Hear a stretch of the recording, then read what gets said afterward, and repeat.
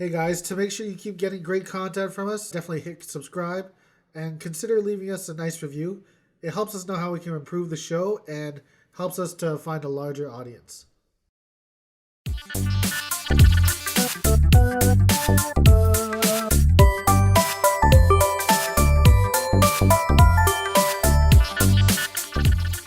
Hello again, and welcome to the Bithead Podcast. I'm Thaddeus. I'm Dan.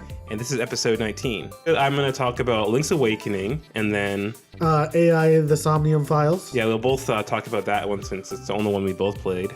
And then I'll close off with my thoughts on Dragon Quest XI. And other than that, let's just get to the show. All right. So, Dan, how have you been? It's been a rough week and a half. Actually, no. Exactly a week. Okay. It's been a rough week for me. I smashed my phone. I didn't hear, but okay, this is a new one, all right. As I was leaving work, I was trying to scare one of the girls. It's a day in the life of Dan, right? Yeah. So I was lying on the ground and then I popped out from behind the fence. This is in the parking lot of a medical office, by the way. And my phone fell out of my pocket and the front screen was fine. Yeah. But Google Pixel and their fucking amazing wisdom made the back out of glass. What the fuck? So the whole back of my phone was like shattered, and like it was not like when you crack a phone and it stays together. Yeah, some of it fell out and it was like shards. That's rough. So I spent 2 days with it like taped up. I stole an SA from my mom. Yeah, my mom was like a gangster with phones, man. Yeah. Like we buy her phones. Yeah. This one she locked. Yeah. A week after she got it and forgot the password. So I was like, I'm just gonna take that then. Yeah. You are getting an S10. Yeah. She's like, but I must send them to the Philippines. I'm like, why? Is he like smuggling? What's he doing? No, like a black it's just market? Everyone's poor there. Oh, fair. So it's like a donating. Yeah. Like she sent them winter clothes. Where the fuck? Is it ever cold in the Philippines? No. Yeah, I was gonna say. It's hot as shit. Yeah. I was like, the worst they get is like mudslides and rain. Yeah. It's hot. It just rains during Christmas. But is this a thing? Cause I see like some countries, like even like in Jamaica, like you'll see guys in like goose down jackets. Yeah, they feel cold. Yeah. I'll be like sweating in December. The fuck are y'all wearing jackets for? It's short weather. What else? Oh, I see you're wearing your glasses. Usually you don't. I don't usually rock my glasses on. Yeah, this one's an interesting one. I had actually for a couple months or like a year or so, I've always had a lazy eye, but it's never really bothered me because like it would happen like every other month, 2 months, 3 months. Yeah. Where like for an hour, my eye just kind of. It was hanging out on the left side. Drift off. But for like the last 2 weeks, it's been a lot more common. Yeah. I don't know why. I told you, I called it my Forrest Whitaker. Yeah, well, I mean, it's more like Pennywise. Like, like yeah, he sent me the picture. Like, because when you said Forrest Whitaker, I was thinking like the squint. Like it's turned in. Because Forrest Whitaker has like one eye that always looks like it's shut. Yeah, but he also has like one eye that's turned inward. I guess I didn't even realize that aspect. Me, like I have to look. Yeah. I used to notice that it's like it's squinted. But when you said that, I thought it was like your eye was like shutting on itself or something. No, my left eye, I think. Yeah, my left eye was like hanging out by my ear. And then so then you sent a picture and it's you were like, what the fuck? you're like, hey Georgie. Like it looked like I had gotten hit in the head with a nail gun. Yeah. Like there was some damage. Yeah, it was like, or it looked like in the cartoon when you get hit in the head, it's a skillet and you go, and your eyes just kind of the stars and the birds. Your eyes just kind of like roll around on their own. Yeah. Wow. So I had double vision. Yeah. And I did some minor testing at my office yesterday. They're like, yeah, you have perfect peripheral vision. Your eyes are fine. They're like, maybe it's neurological. I'm like, maybe it's a tumor. Yeah, so hey, what happened with that result of that sleep test? You did that like a while ago, didn't you? Yeah. My doctor said I don't have sleep apnea. I just snore because I'm fat. Like, she's like, have you been snoring less lately? I'm like, yeah. She's like, yeah, you lost a lot of weight, so... They didn't find sleep apnea. They're like, you were just snoring. You didn't stop breathing. I thought it was for your insomnia, though. Yeah, they tested a bunch of things. Yeah. I don't have the Jimmy leg. Okay. Insomnia. They said it was something with my brain. I'm like, well, okay. Yeah, there's like, you're like, fucked in the head, Dan. Well, they're just like, well, we need to do further testing. It's not going to be a sleep clinic, though. I'm like, The fuck you get tested insomnia then? She's like, we're gonna wait till we get a referral. I'm like, oh fuck. They're gonna like, I think I'm just evolving now. Yeah. My left eye's gone, and apparently no tests show that. They're gonna find like a stone of like radiation, like a radiated stone in my brain. You're one of the X-Men, one of the first mutants. But not like such a lame power. But not like one of the cool ones. Yeah. Like the ones that like they just had to live at the school because they're fucking fugly. Yeah. Pretty much. Like a worse off version of Nightcrawler. Yeah, it's like I got eyeballs in my chin. Can't do anything with him. It's got eyeballs in my chin. Also, when I rub my hands together, it smells like pepperoni. Yeah. It's like, what can you do with that? Work at a pizza shop. Maybe stand outside a pizza shop and then entice people to come in. People will just get really interested. Yeah, that's about it. It's a step up from the sign twirlers, I guess. And also, yesterday, it's pretty shameful. I was reading manga like in the bedroom. Okay. Because Erica was watching fucking Jersey Shore. I don't know which still going on. I thought that was like 10 years ago. I don't know which part of this story is worse. The fact that I'm dating a girl who watches Jersey Shore and Temptation Island. Oh fuck. Or that I was reading manga in the bedroom at like 9:00. That's not too bad in all honesty. I don't know. I equate it to reading. Like I read at 9:00 and all that. So. Yeah. But so I'm just chilling on the bed reading, and I look up above me. There's a fucking giant centipede. And I was like, Erica, keep your eyes on it. She's like, why? I'm like, because if you look away from a centipede, they disappear. You don't know where they go. Yeah. He could be on the pillow. Yeah. Waiting.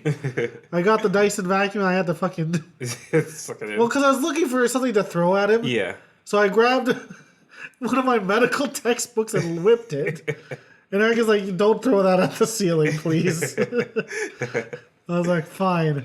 I need something with suction. Have you ever seen a centipede without legs? It's fucking disgusting. Yeah, I can imagine. Because I sucked his ass up and then I kind of just dropped the thing over the toilet. Yeah. It was still alive. It was fucked. That's horrific. Hey, you want to cut this part out? I'm keeping it. Yeah, whatever. I mean, we're just gonna get attacked by PETA. Oh, do they care about bugs? Don't they care about stupid shit? I mean, they probably do. I mean, I am a vegetarian. I love animals, but I don't really. I can't get down with PETA. Why? Because of all the dogs that they murder? I just know they have crazy shock tactics. You don't know about that? Crazy extremist views. They have shelters for animals. And apparently they're very liberal with the putting down of animals. Yeah, well, America altogether has a crazy... They have a weird dog population. Yeah, it's like a kill rate. Because it was like, when we were getting Baxter, there was a whole thing, like we were talking to the people at the dog rescue here, and they said...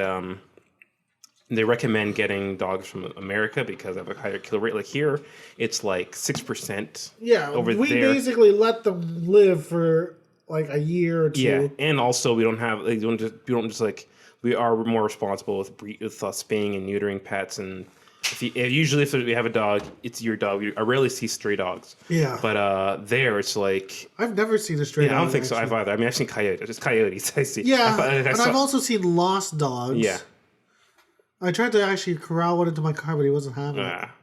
I was like, "Come on, Jitsu." Did you know if it ever made its way? He ran into a backyard, and at that point, I was like, "No, he might live there, but I also don't want to be the brown guy in this white small ass town who's breaking into people's backyards." You don't want to be like the guy who got shot by the cop because she broke into his apartment. Yeah, or she went to his apartment, thought it was hers. Yeah, but what? You didn't hear about that? That's been in the news lately. Like, I mean, she just got sentenced to like 10 years in prison, and there's the whole thing. She got sentenced? Yeah, like the whole... the cop shot her, though. Yeah, the cop was going... She said she worked a 13-hour shift, and I don't know if that affects... I've worked longer shifts than that, and I've worked a 36-hour shift. Yeah, like I've worked like two 16-hour shifts in a row, and then... I still know where I live. Yeah, exactly. And I've come home, and I can recognize things. She... apparently went into the wrong apartment and she saw a black guy sitting in his apartment. She went into his apartment. She's like who's like I guess didn't think twice about it. She didn't think everything in this apartment is different. Yeah, and it's just this guy broke in and put pictures of himself all over the place. Yeah. It's like that Chris Rock joke. Yeah, it's David Chappelle. Chappelle. Yeah. But so she thought that and just shot him. And, yeah. Oh, she shot him. Yeah, she shot the guy. She went into his apartment and then shot him. That's fucked up. Yeah. Did he die? Yeah, he died. And that's the whole thing. She just got sentenced to 10 years in prison. Some people think that's not enough, but I mean, it was technically an accident, but you did blow a guy away. Yeah, I mean, it's an accident, but it's like you don't slip in and shoot a guy. Like you can, if you're a cop, there's still standard procedures. Like he. Wait, so was she a cop? She was a cop. She's a cop. Yeah. That's. What? Yeah, there's something weird. I mean, I thought feel like he was the cop. No. He was just an accountant or something. But yeah. She shot a black accountant. Fuck, that's like losing one of the good ones. Yeah, it's like the killing my dad or something. But that's like shooting an Asian sports guy. That's like shooting what's his name? John Ming. I was gonna say Linsanity. Jeremy Lin. We don't have. They're out there. Yeah. There's lots of them. I think there are actually a good amount of black accountants. I was gonna say accountant is actually one of the bigger ones. Yeah. I would say more like a black computer engineer. Yeah. Yeah. But a black accountant, he's not doing anything. Yeah, he was just mind his business. It's not like she lived apparently eating ice cream.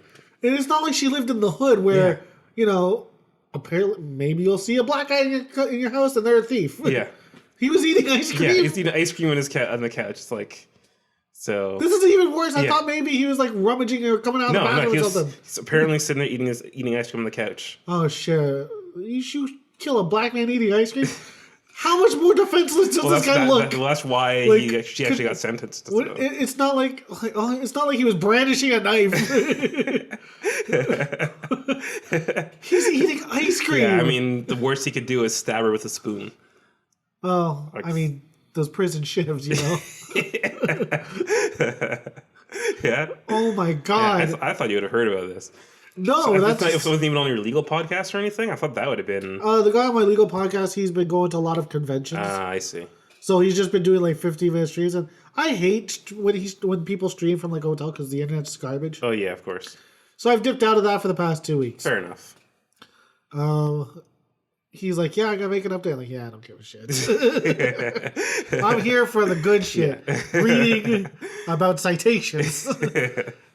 Yeah, well, I want the good action. Yeah, that's some really heavy shit right there. I want responses from the general counsel. Spicy shit. Real spicy. That hot action. It's so crazy.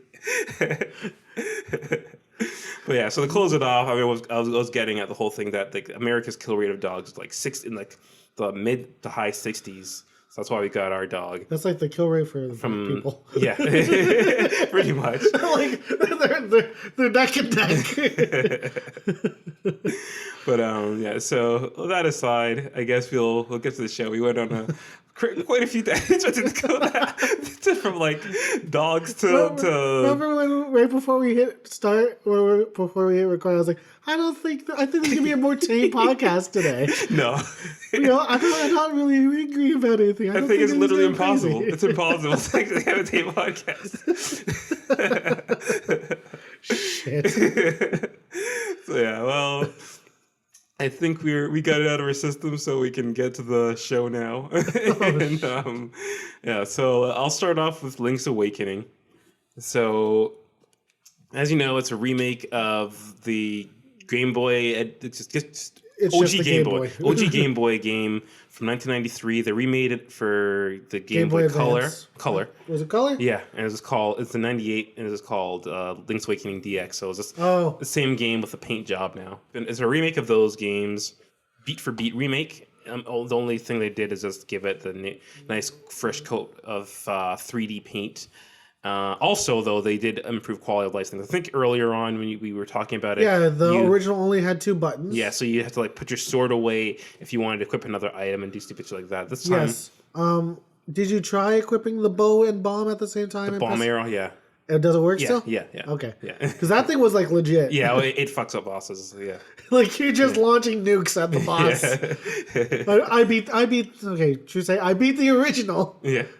I did not buy this game. Yeah, I mean, you had weird reservations. Like I remember, like when I first said it, you had to like I was talking about getting like that Black Tiger game or something. No, I acted the same way when you brought out the Starlink game. Yeah, it was just okay. Starlink, I can understand the outrage, but this is like, why are you so disgusted by you getting Link's Awakening? It's a beloved classic, and I don't know. Like, I don't know about beloved classic. It is classic. Yeah, I mean, I don't know. See, people are losing their minds. I never played the original. I mean, full disclosure, this is my introduction to it. I knew of the original back in the day. Was never really a fan of Game Boy. Oh, Game Boy was so good, though. I mean, I like the idea of it, but it's just like I couldn't get behind the monochrome screen and the lack of like the battle armor. Yeah, my older brother had one, so I played it a bit, but I guess never. So you never played Mega Man? No, I think I told you before. Like I had a friend who. Like, I talked him up into, like, the Mega Man series, but he only had a Game Boy. So he would get the Mega Man games, and I'd beat them for him. Okay. But, so that... Because they were always, like, a mishmash of, like, that one and then the next one. It was, like, a 1 and 2 mix. And then they had those weird bosses, like mix. Anchor and those guys. Okay, well, at least you played those. Yeah, no, I could play them. Like, I played Game Boy. Or Metroid 2. Yeah. Oh, yeah, that was good, except for, like, the gigantic Samus. Oh, no, that's Metroid. That's Super Metroid. No, that's 2. Just...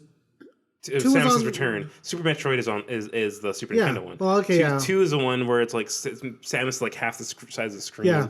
But no, I mean, like I don't deny the quality of the games and all that in the Game Boy. It was just, original Pokemon. Yeah. But I guess I don't know. It was really just the aesthetics of it, and also knowing that any port of a game on the Game Boy was vastly inferior. Like I know I'm the Switch guy. And I know that Switch ports are generally the weakest. The Switch is the new Game Boy. No, but I mean, they're playable. That's a difference. And it's like Game Boy is just like it was like your Switch. It's like you're getting the game. It's just you're gonna get lower quality, like poly count and lower like textures and all that. But you're getting the frame rates. Frame rates, yeah. That's a rough one to get. Game Boy though is like you're cutting out half of the game and you're making a totally different game. It's like half of the game. I think I always equated it to more like a Sega Genesis. Where you're not getting the same game. Don't kid yourself. Okay. Sega Genesis, though, again, usually, I mean, there were things like Lion King or like Aladdin where it's like totally different games on each console, but you're still getting the same game that you get on Super Nintendo. With Game Boy, again, they had to make a different version altogether. Yeah. And it's usually a weaker version or like a lesser version with less levels, less characters, or whatever else. Yeah, I can see that. And so, I mean, so that was my issue. I mean, again, I don't knock it, obviously. What? We were supposed to be talking about the Switch. Yeah. Oh, yeah. I'm getting to it. I mean, it's still all on the topic. I'm giving the historical context or the context of my experience with the game, right? Because I think knowing, I mean, a lot of people like the game because it's like a remake of the game they grew up with, and I'm saying it's not a game I grew up with, and I'm saying why. So I think we're okay, but we'll get to the game itself now. So Link's Awakening, I mean, it's a beat for beat remake. I've enjoyed it. Like without having played it, it captured a lot of the magic that I had with playing Link to the Past. Did you beat it? Yeah, I beat it last weekend.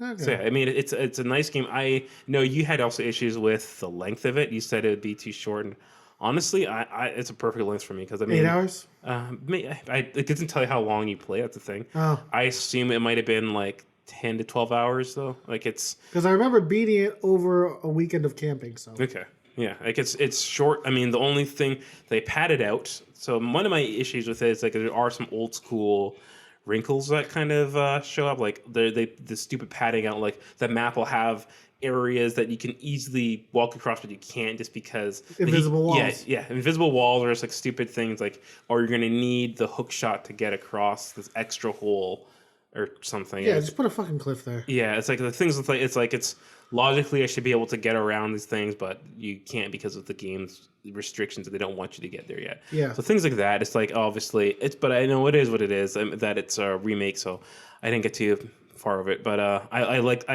the feel of it. I mean, there's something, the music having a kind of like a wind chime lullaby kind of sound to it. Everything worked, and the whole idea, like, I remember looking up, apparently the game was inspired by Twin Peaks. Yes. And I can... Yeah, it's Twin Peaks, and I can see that with the whole dream aesthetic of it. And it's surreal. It's not like super surreal. It's not like a Suda 51 game in the surrealism, but it's still But this was also the same time that they were doing Mario 2. Well, I mean, it's 5. There's a 5-year gap, but it still they were big fans of. It's all I mean, it was all a dream. Yeah, I mean, spoiler, but I mean, it's fucking called Link's Awakening. Yeah. So, I mean, it's not a surprise. But yeah, I mean, I like the weirdness of the story, and that you have to get instruments to crack an egg to wake up a windfish. And you're all so like when you hear that, there is moon logic to this game. So I like that. I like the weirdness of that aspect, and yeah, I like the cryptic aspects of it too. I mean, it wasn't too hard for me to figure out. Like, I mean, although I feel like Link's to the Past was a much bigger game. Yeah, Link's to the Past, but because like Link's to the Past, I remember being in like grade 2, and that game just took me. It was like it feels like a 20-hour game. Yeah, I mean, but also it's like there are no guides or anything, and some things were cryptic as fuck. Like, yes. So it's like you're figuring it out on your own. I feel like a genius when you did. So I remember that game. I felt like I started it maybe the fall of grade 2, and I didn't beat it until like closer to the summer. It was like a thing. There was a guide for it. There might have been a guide, but like I didn't have a guide. I was just like just all on my own, just intuition and just trial and error through the forest. So I like that aspect. I like figuring things out. A lot of things. I think there's one part where I need to between 2 dungeons where I need to figure where to go. I was like, oh fuck, I don't have time for this. I looked it up online. But other than that, it was all on my own. And I like the combat. It's simple, and I like that it doesn't go too far from the Zelda formula like Breath of the Wild, where it's just what am I doing? So I mean, I liked it a lot, and I mean, I feel no need to replay it. That's the whole thing. I mean, once you beat it, that's it. There's like, I guess there are more secrets to it, and there's like collecting the seashells, and I don't know what that gets you, but and there's a hard mode, but I didn't really feel the need. But also, mode. Yeah, I know, it's called like hero mode. Apparently, is it called crushing? Apparently, what the difference is that the enemies hit harder and they don't drop hearts. So but I didn't find I mean, which is fair. I didn't find the game that hard. I died a couple times at the beginning when I was figuring it out, but after that, I never died again. I know it's like a thing. But the bosses, I beat them each my first try. So once you learn about the arrow bomb, it's pretty hard to die to a boss. Yeah, it was. I mean, it's that. I mean, the bigger challenge is probably almost on the puzzles. Like in the end, there's one dungeon where you got to carry like ball, and that one's a little cryptic, but. No, I did you spam the arrow bomb like crazy against the bosses though? Kind of. It was between that and just like doing just the charge sword and that. Yeah. So yeah, it was. Because I was gonna say the boss fights much harder if you just use your sword or just an arrow. I don't know. Like I did a lot of. I mean, sometimes I just like to hack and slash. Like it was never too hard. Like I fucking just went nuts with that thing. Yeah, it's like having a gun. Yeah. Yeah, well, you're a ranged guy altogether. Like even when you said you played God of War, you would throw the axe instead. No, I only did that because it was hilarious. Oh, okay. Because I would just pick out the first guy and whip the axe so I could punch people. Because when you did the power throw, it would knock the guy off the world. Yeah, so I mean that's really it for me on Link's Awakening. Good game again. Not much replay value to me, but it's immersive. Like it feels like you really are taking a trip into a dream. Yeah. So that's it for me in Link's Awakening. You still have your reservations about it? Honestly, I just don't think it's worth the money. I beg to differ, but you know, you're entitled to your opinion. It's a $90 game. Okay. Technically, I don't know. I've played games that are about the same price, and it's probably taken me that much time to beat. So it's not even the length. I think it's just the game. It's even back when I bought on Game Boy Advance or on Game Boy, I was like, this is not as good. No, it's not. Of course, well, it's a game again. It's a Game Boy game, but also it was again a lesser version of Link to the Past when it was on Game Boy. It was essentially because I think originally it was supposed to be a port of Link to the Past. Yeah, that's what they wanted. Creator kind of, I think. What's the name? Miyamoto. I guess just kind of said, you know what? We can't recreate it one for one. You can't do it. He just kind of stepped away. Like Miyamoto walked away. Then the creator, I can't remember the creator's name, but is it AG whatever? I can't remember his name at all. Like I couldn't even begin to guess his name. But he looked over his shoulder and realized Miyamoto's guy and said, "Oh, look, I can do whatever the hell I want." And he made his own kind of game out of it. I think it actually turned out better because you know what?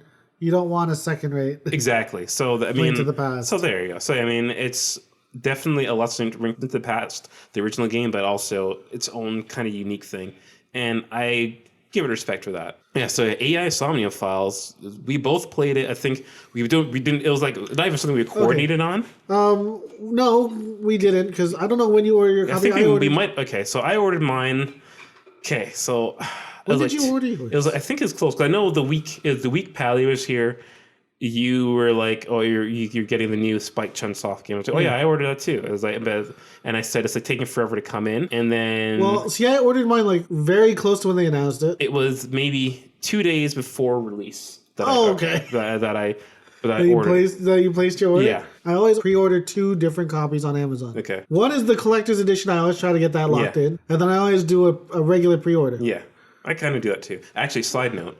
I think I told you before I pre-ordered Death Stranding on Amazon. And then you pre-ordered the collector's edition? The standard edition, they gave me a deal for it's like something like 20% off, so it's like $59 now. Oh.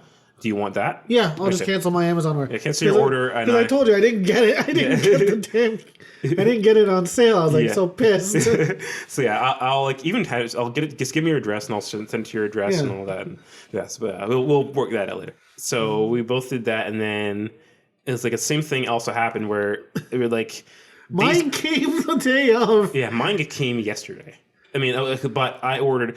So I had to the seller to say, you know what, I'm canceling this order, and then order again because we ordered the UK version, right? I think the UK version was supposed to come out a week before the US version or something like that. I don't know. I'm pretty sure mine came from China. Because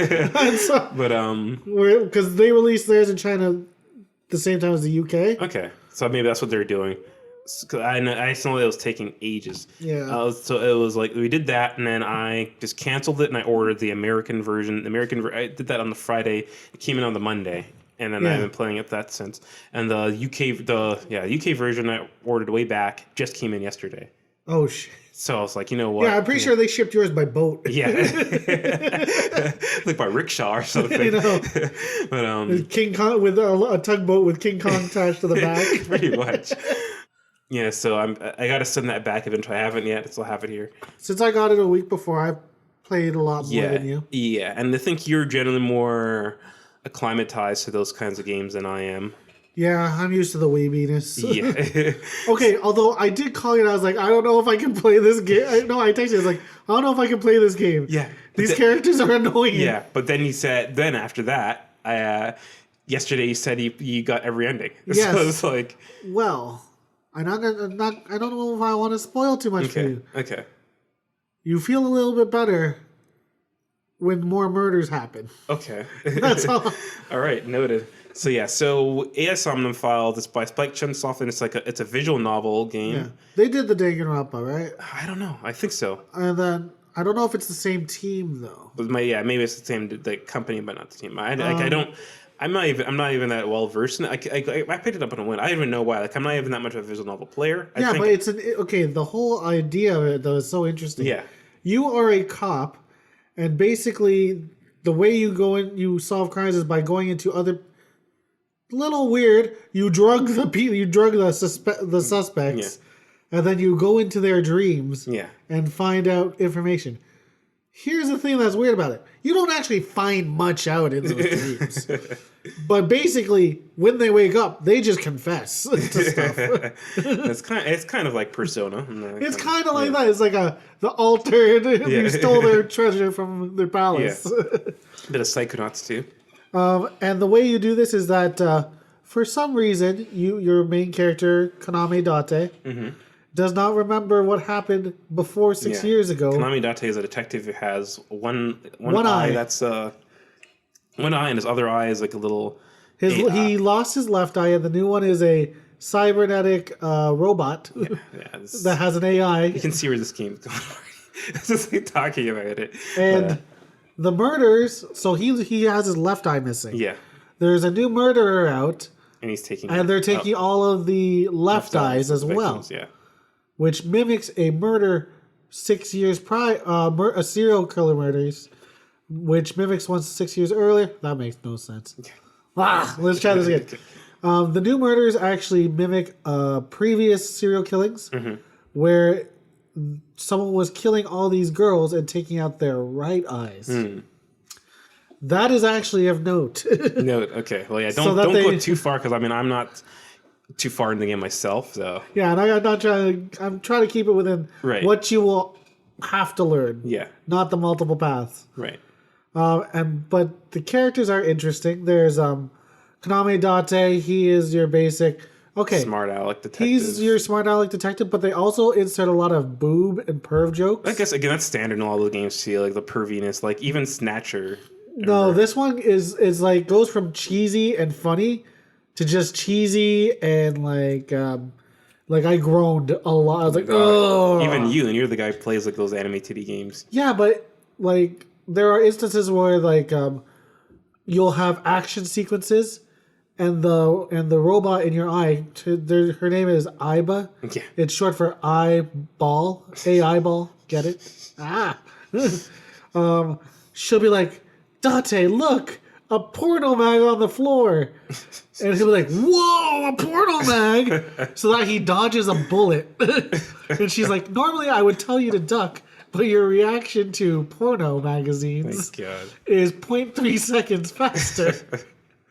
And the horrible thing is if you're playing multiple paths, it happens in multiple different ways. That's kind of clever, at least. No, I mean it's such like such a bad gag. Yeah. That it feels like a comedy sketch from like the 70s. Yeah, well, I mean the game is overall cheesy overall. Like it's cheesy. Yeah, it's like I get a cheesy feel. Like it's like I don't know. Part of what inspired me to get it was that they said it's inspired that the player is influenced by Kurt Vonnegut. I'm like, I don't really see it. I don't see it. I don't see it at all. Like I mean, a lot of the humor is typical.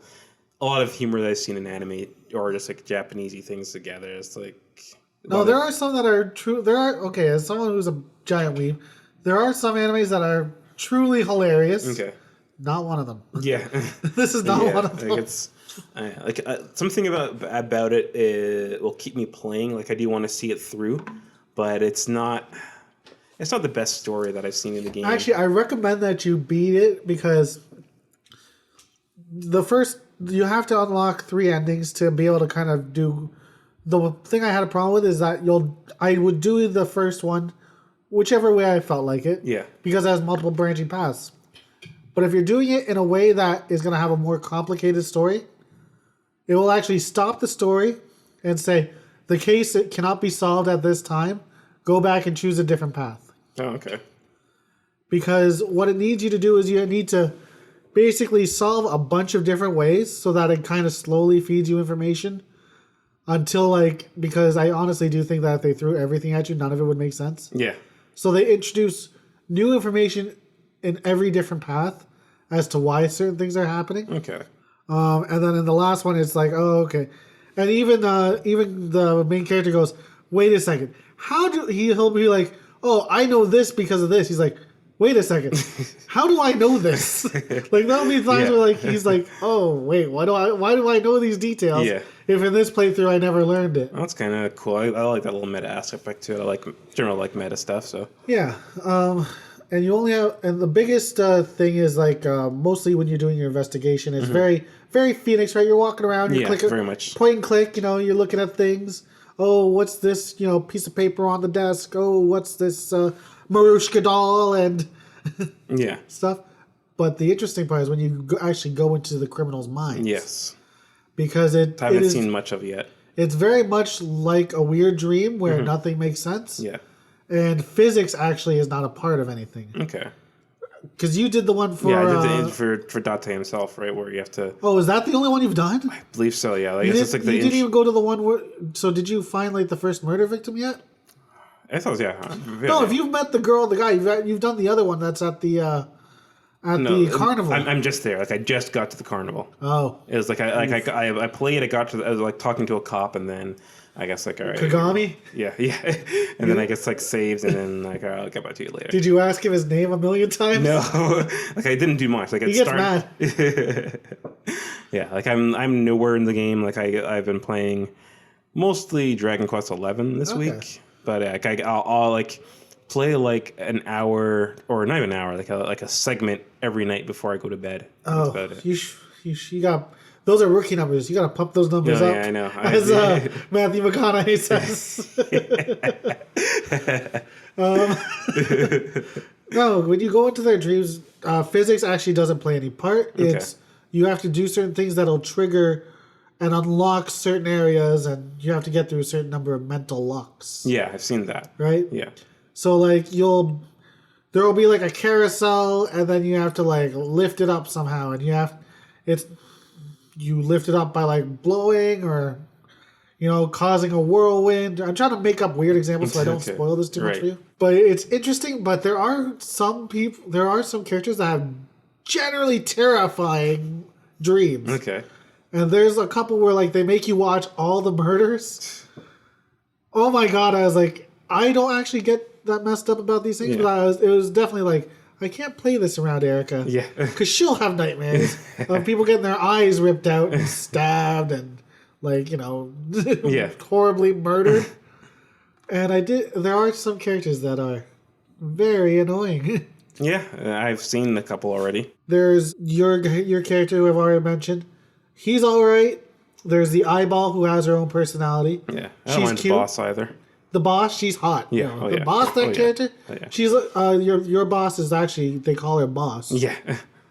Very anime. Of course. And she looks like a 30-year-old girl with huge cans. Who doesn't dress like a cop. Her office is like a college dorm room. Her office looks like, what was that? Like a clearance, like a factory direct where they're just random crap. Yeah. Let's see, who else is there? There's Mizuki.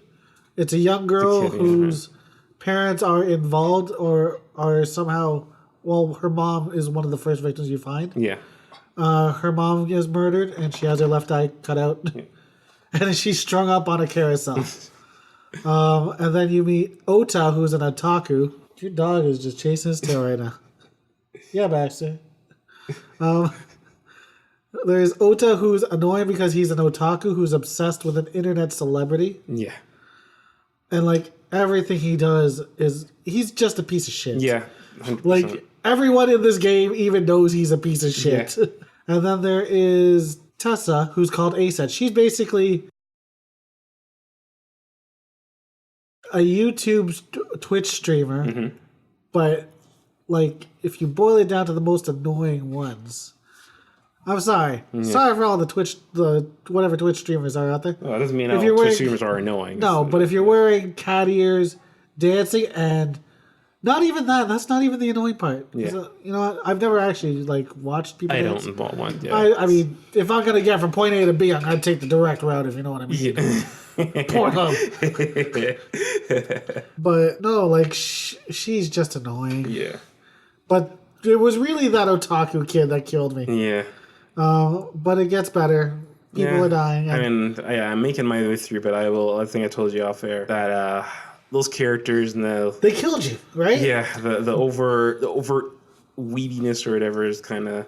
It made me want to stop playing too. Yeah, it's slowing down my pace. But the thing was, like, while I was playing it, I told you I was getting mad. Yeah. Because depending on which path I took, there was always a different killer. Yeah. Yeah, I remember you mentioning that part, and I was like, that doesn't sound too bad to me, in all honesty. But I was like, well, if it's a path and you're taking the wrong decision, how does that affect the history of the game? But you're saying it works out now, right? It makes more sense why. Yeah, I figured. I mean, I didn't mind it. Like, because if you do things, it influences the way someone else will do something else. Yeah.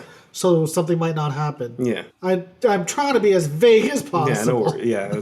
Oh, yeah. I think we've given a good idea of what the game is. And yeah. Also, there's a politician in the game. I hate him. They're generally villains, anyway. Yeah. Like, he's clearly a villain. Yeah. Also, there's mobsters in the game. Japanese Yakuza. Yeah. They can't get away from that. Like, I feel like a lot of that's the reason as to why I don't watch a lot of Japanese modern movies is that they always gotta throw in Yakuza. But here's the thing: the main guy is obsessed with the Internet Idol too. It's just like cringe. Although, nice little thing: once you beat every ending and you get the good ending, it unlocks a little extra something special at the end. Noted. A dance mode. Okay. Because the Internet Idol has a song that you have to listen to repeatedly. which makes you want to choke yourself out. But now, once you beat the game, you can choose to have almost every model in the game, except for the main character, Date, the blonde guy. You can make all of them dance to this song. I'm not going to spoil anything else. I mean, I think it's definitely worth a buy. I wonder if I'll keep this game or just sell it, though. Because I don't know if I don't think I'm going to platinum it anymore. But also, I don't know if I would ever go back. I think I might keep it just so that way I can have other people play it. Because that's one of my joys. I actually lent my sister, what was it, Eternal Darkness for GameCube. Oh, that was awesome, yeah. She says she lost the game. I don't believe her. I think she kept it. Because honestly, I don't like keeping too many games. Because I know that I'll probably never go back to a lot of them. Unless they have some sort of special meaning. But like, I do like giving people games. That's why when I was selling games, I would sell Link's Awakening for $20. Because like, I know I never paid more than $20 for Link's Awakening. I would sell it for $20. I'm like, why? I just need to get it out. Usually when I do things, it's usually a game I want to get rid of right away. Like Resident Evil 2 Remake. I got rid of right away at Kijiji, but I think I got it pretty much for the price I paid. Like, price you paid, yeah. Like, or maybe like $10 less or something. Yeah, all I want to do is make the money back. I don't care about well, that's the thing that makes you hate about fucking resellers, man. Choke like when I see people like, oh, look at all these copies of Earthbound I got. I'm like, 1, Earthbound is not a rare game. 2, it is not that fucking good. I own the original Earthbound with the big box and the smelly sticker book. It's not that great. It was just that game was typically more on PC. And it's weird. And it's Nintendo, so it gets Nintendo bum. Of course, Nintendo gets like the extra... That extra prestige. That's kind of why I hang on to... I feel like this reason why I hang on to my Switch games, at least, because I feel like... Don't. I'll tell you a secret. It's not worth it. We'll see.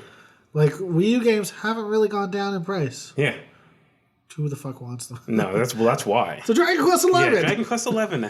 Dragon Quest XI-S, the definitive edition, came out last Friday, and I mean, I had it. Truth be told, I had it on PS2. It was on sale, and I got it on PS4. It was on sale on PS4, and I got it last year, and I played maybe 2 hours of it back then, and then I heard it's coming on Switch. I was like, I'll just wait until it comes to the Switch. But also, it's kind of hard getting into it on the PS4. Why? Well, the music, it has like this cheap. See, you play games with the music on. Yeah, I mean, I don't know. That's your fault. I always find music in games before. Like, I always liked music in games. Like, when I was a kid, I listened to way more game music than real music. Like, I didn't like my brothers would listen to the rap and everything, and I just like kind of listened to like I'd like get the Mega Man soundtrack, or I go into like sound mode and just like listen to the music. You make me sick. And I still listen to game music today. Like I don't know, I find game music. I don't know. The chiptunes are great. They're fine. Yeah, no, I just mean game music in general. Like it's like I always like I don't know. There's something about it that is more.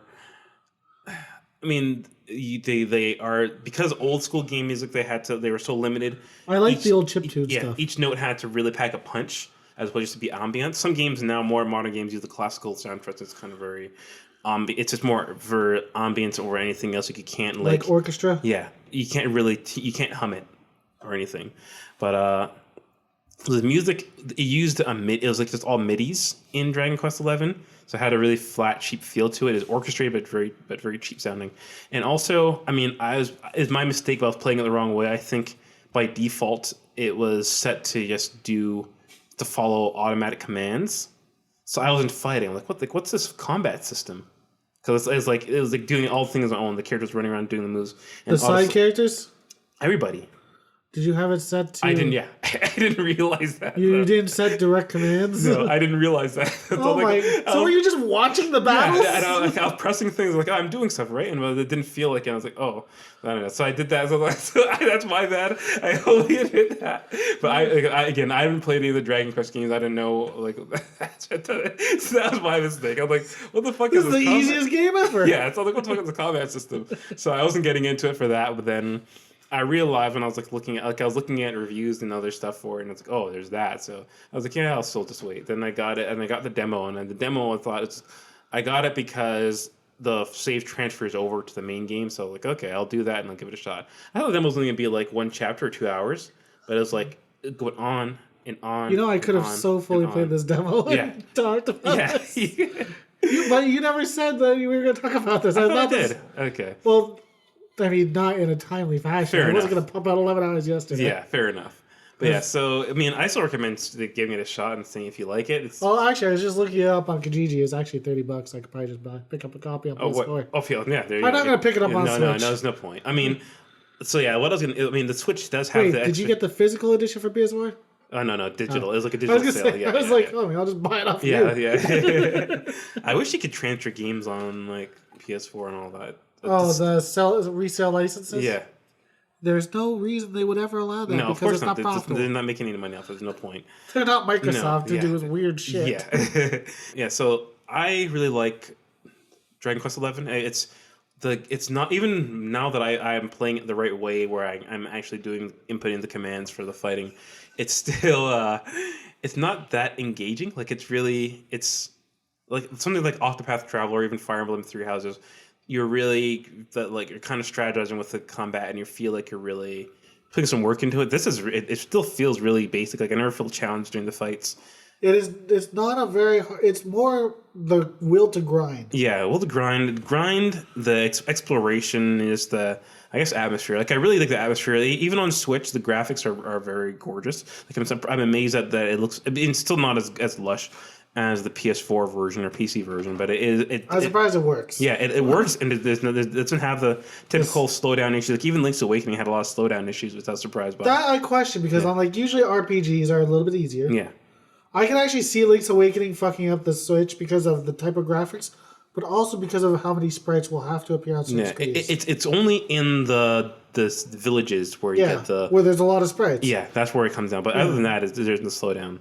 But that's why I said like RPGs, they should never slow down. Yeah, definitely not. Like when they did that re-release of Final Fantasy VII on PS4, and there was slowdown. I was like, what? Yeah, what's going on here? There's not that many characters in a battle screen. I get it, you have to load shit, but it's also a PS1 game. Yeah, the combat. I mean, so the way it works is it's got I guess you can run around. It doesn't really do anything. It's purely. It's very much Rogue Galaxy style. Yeah.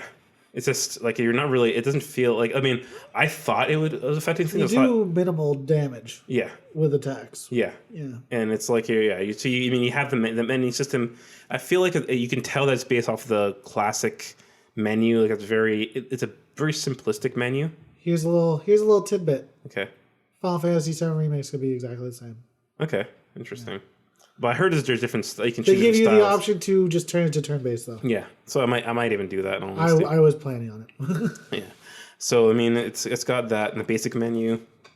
I mean, you can pick who you can set the styles of the combat for your allies. Yeah, so you can either control them or just say be more aggressive, focus on healing, etc., etc. Use special skills only. Yeah, so I've got that. The characters are kind of basic. I mean, I like the art style. I like the Akira Toriyama art style. The Dragon Ball Z characters. Yeah, they're very much. In this one, do they power up the same way? 100%. Yeah, they get the red light around them. It's blue now.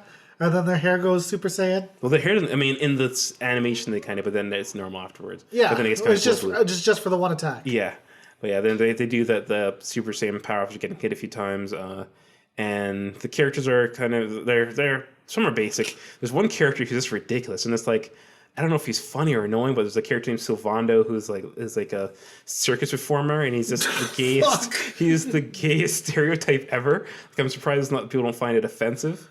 Yeah, but it's also Japan. Yeah, they love their gay stereotypes. Yeah, he's like a Latino circus guy. And he's like, yoo-hoo! I'll try to show you a clip, but he's just so flamboyant, and it's like. How is this like not? It's like the equivalent of like a black minstrel character or something for gays. I was like, all right, I mean, I'll roll with it. He's entertaining, but okay. But so yeah, I mean, I'm altogether between the demo and then now their main game. I'm 18 hours in, and it's just kind of a thing. It's a good game that I've been playing on the road and everything. Like again, I'd say works well for Switch because of that. And I don't know, it's breezy. Like, again, I never feel super like I like compared to Astral Chain where you're just like moving your fingers left and right. Like, this is just very laid back. But the story, I don't know, it's typical. I feel like overall the feel of it is. Does your character have amnesia? He's an a reincarnation of somebody. Jesus Christ! Yeah, it's so the game. It's very weeby.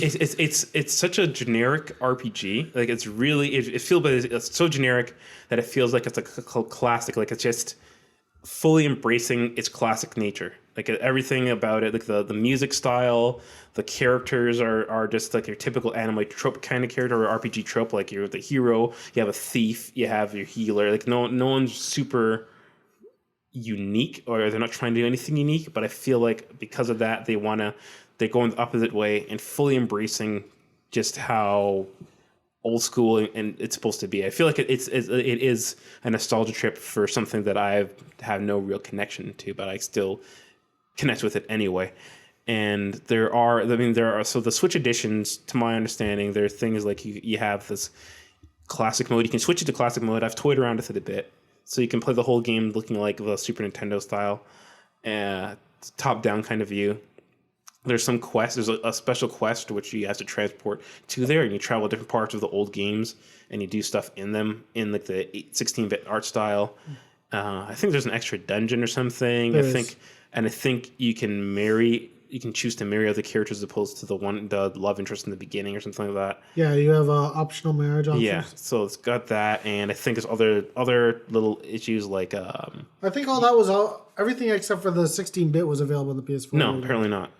The marrying other people? Yeah, apparently not. That's and then also you can speed up the fights. So that's important. Yeah, I mean, I can see that being. I mean, I don't mind just playing other places. But I'm in a rush to beat the game. Again, there's something about it that's just really laid back. But I think you would enjoy it. I'd say play the demo, and then again, pick it up for $30 on PS. It's probably dirt cheap on PS3 now. PS4. It's $30. Yeah, so I think you'd get into it. I mean, you've played the others, right? You think you have more of a history of the series than I do. I played about 4 Dragon Quest games. So that's more than I have. So yeah. I've never really loved the game. That's weird. Like I like it, but I don't love it. Like, it's just this thing where it's for me. Dragon Quest has always been a filler game. Yeah, I think I've only beaten 1. Yeah, it's like it's just the vanilla RPG series. It's like the Mario of RPGs almost. Like how Mario's just like the standard platform. No, I think Mario is more entertaining. Yeah, Mario I hate Mario. Yeah, I know. Well, Mario, because you hate Mario because of your traumatic experiences. Yes. But Mario, they do. I feel like they actually do take a lot more risks to do more daring things. They make every Mario game more interesting. Yeah, they go weird with it. This one is kind of like, let me think. It's basically their Call of Duty franchise. Yeah, it's really safe, but it's safe, but it's also comforting. It's hard to explain. It's very paint by numbers, though. Yeah, like it doesn't offer anything new to it yet. Something about it keeps you engaged, and I guess maybe it's the art style too, or something. Something about it just gives you a cozy, welcoming feel. It's the instant ramen of RPGs. Yeah, that's it for me in Dragon Quest XI. I'm still 18 hours in. Apparently it's a long game, so I've got a lot more to see. I'll probably get back to you when I actually beat it. Yeah. And yeah, that's it. So, any other closing thoughts or anything? Honestly, other than, you know what? I don't think we should even do a Last of Us Raw. Okay. Because I don't really have much to say about it. I was kind of running through things while you're talking about Dragon Quest. Okay. Because really, you need to play The Last of Us. I think we'll do a Raw. You need to play it. We'll do a Raw. I'll do it live. Fuck it. Yeah. So I guess on that note, we're gonna close this up and we're gonna quickly record a Raw, and we both have places to be, and so we'll make it quick and be out of your way. Yeah. So until then, guys, we'll catch you next time.